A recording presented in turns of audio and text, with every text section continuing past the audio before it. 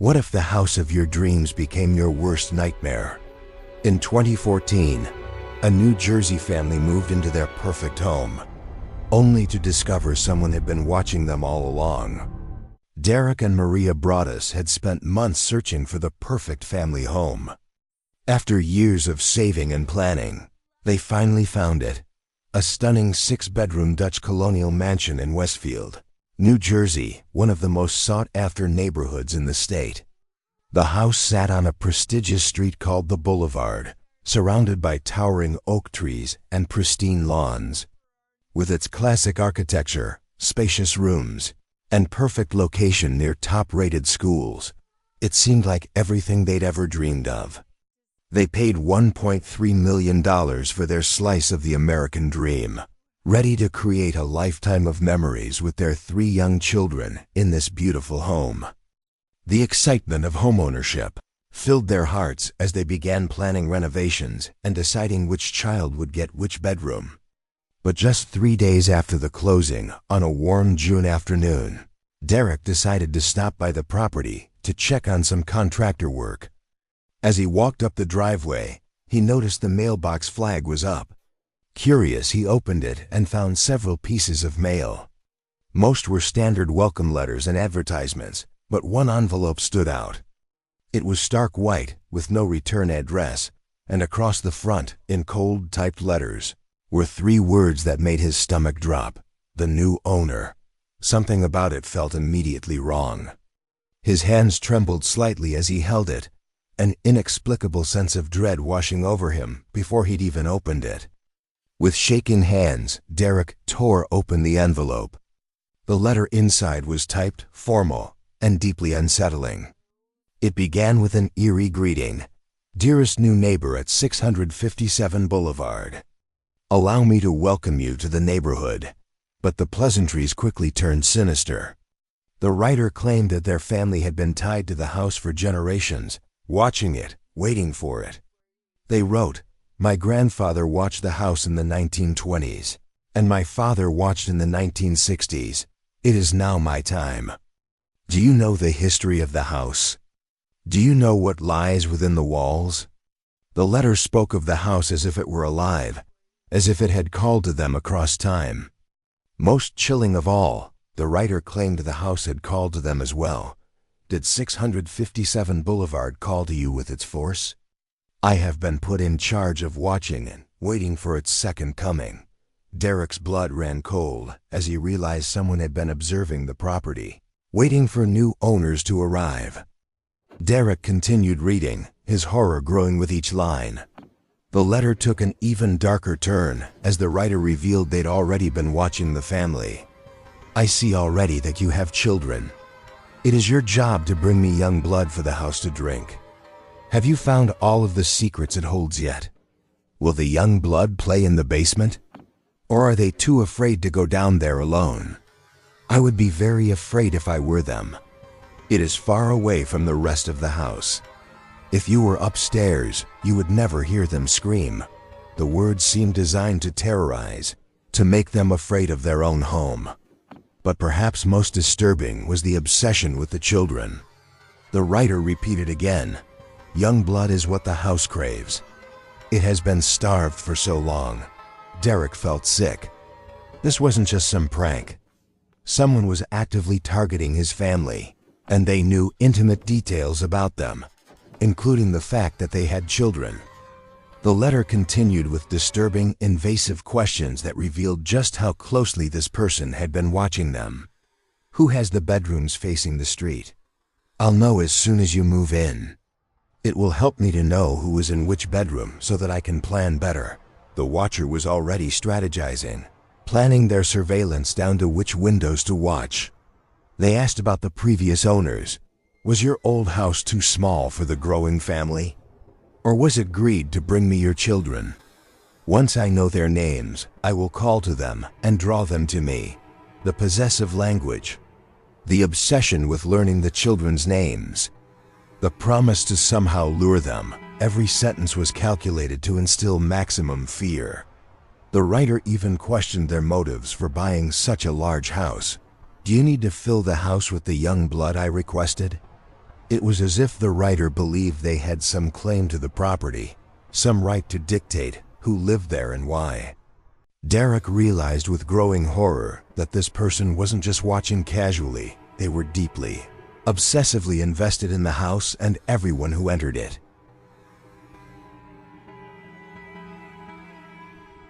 As Derek read further, it became clear that the watcher knew things no stranger should know.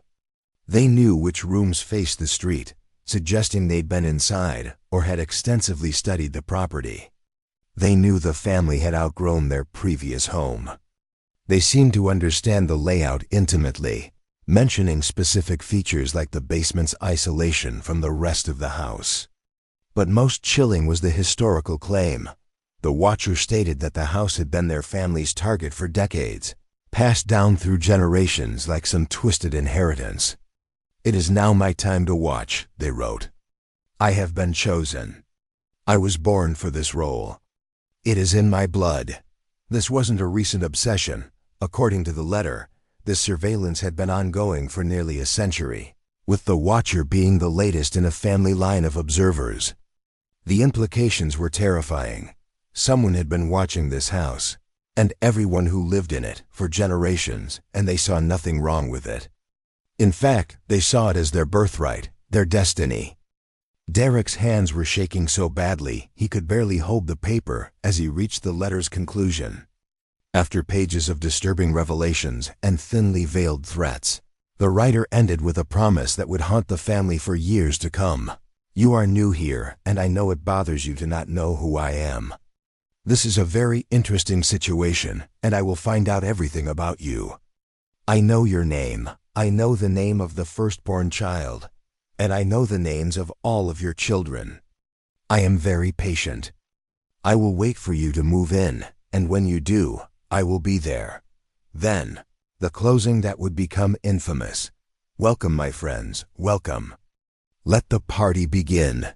And beneath that, in the same cold, typed letters, a signature that would become synonymous with terror: The Watcher. Derek stood frozen in the driveway, the letter trembling in his grip as the full weight of what he'd just read crashed over him. Someone was out there right now, possibly watching him read this very letter.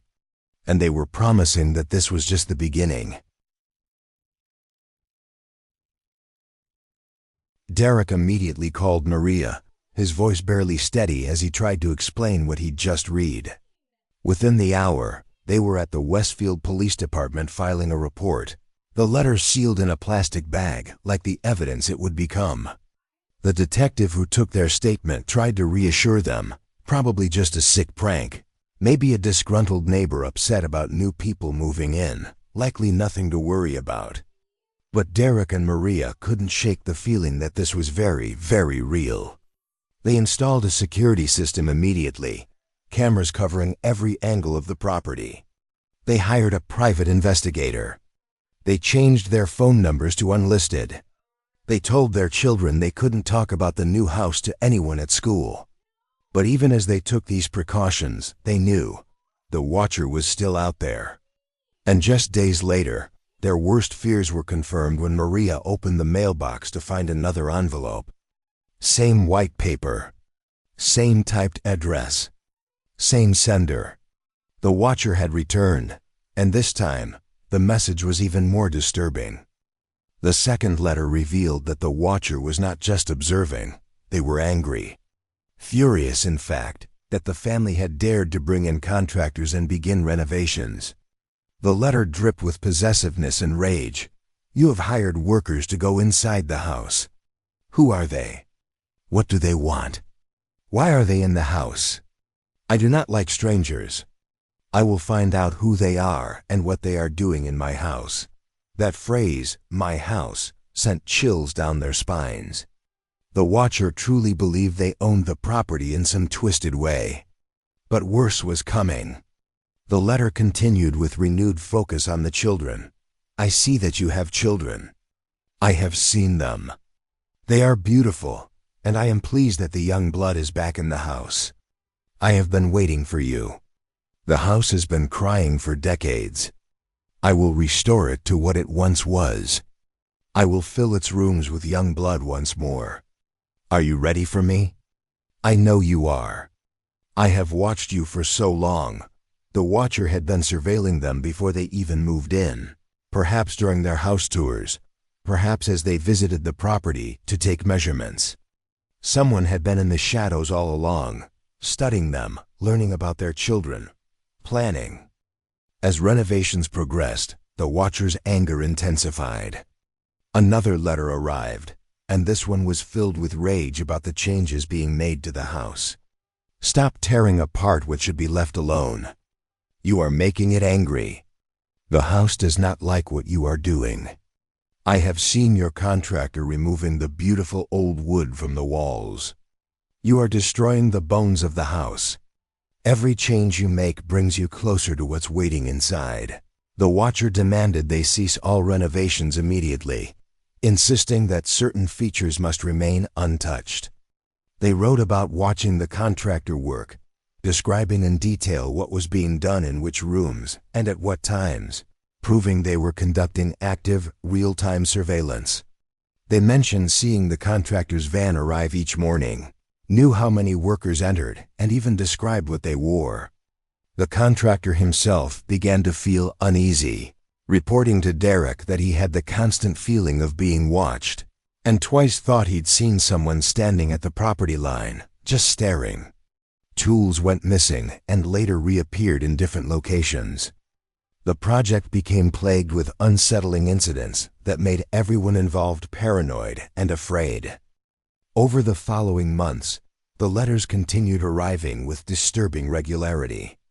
Each one revealed more surveillance, more intimate knowledge, more psychological terror. The watcher described watching Maria drive by the house, noting what she wore and which route she took. They commented on Derek's work schedule, mentioning what time he left for the office each morning. They knew when the private investigator visited. They knew when police drove by on patrol. The watcher was always there, always watching, and they wanted the family to know it. One letter asked, "Have you discovered what's hidden in the walls? Yet I could tell you, but that would spoil the fun. You'll find out soon enough."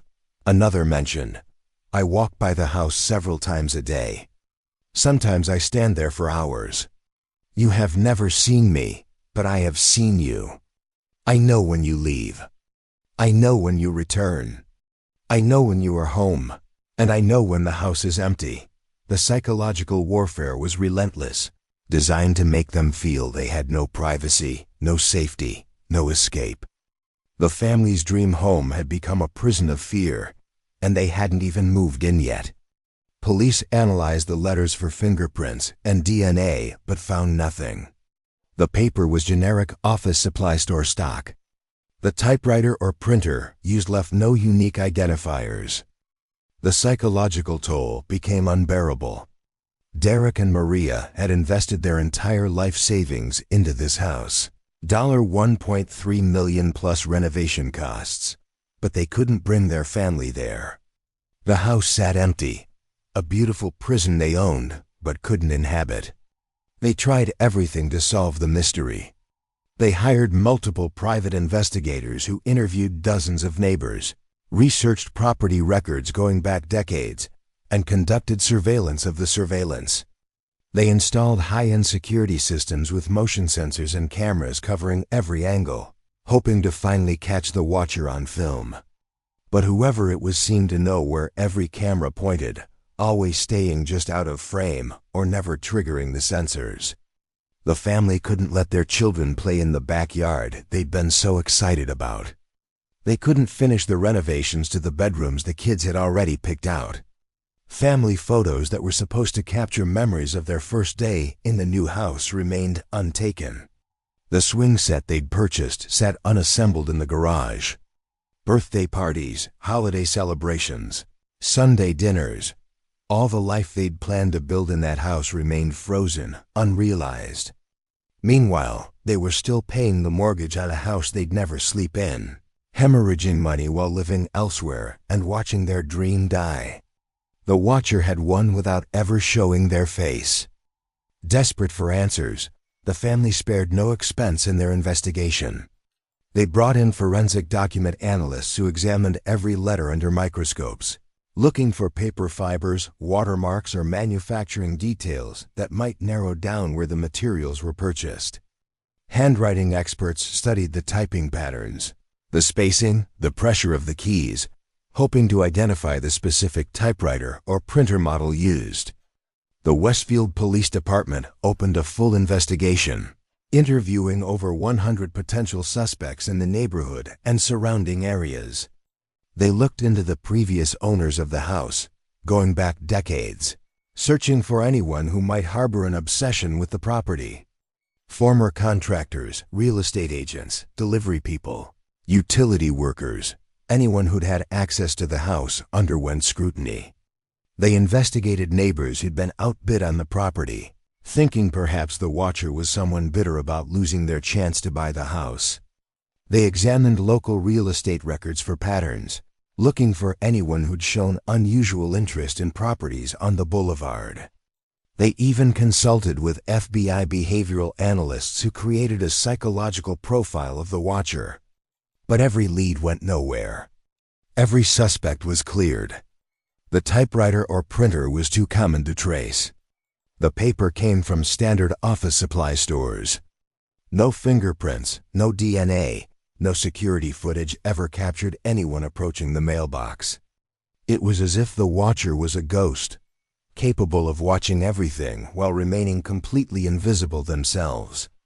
The case that seemed so solvable, after all, someone was physically placing letters in a mailbox, became one of the most frustrating mysteries investigators had ever encountered.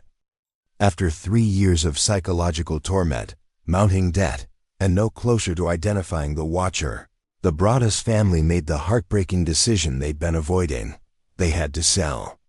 But who would buy a house with such a dark history? They were legally obligated to disclose the watcher's letters to any potential buyers, which meant most people immediately lost interest. The house sat on the market for months, the price dropping repeatedly. Real estate agents struggled to even get people to tour it.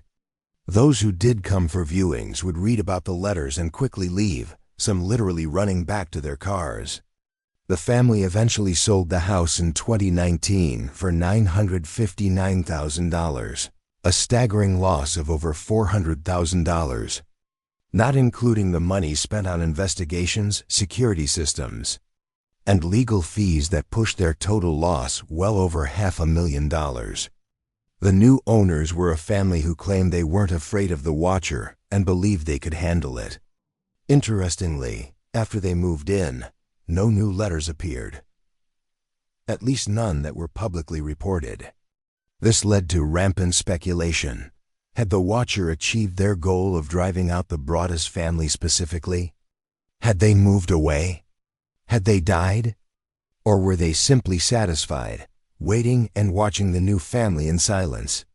The Broaddus family filed a lawsuit against the previous owners, claiming they had received a watcher letter before selling and failed to disclose it. That case dragged through courts for years before being settled.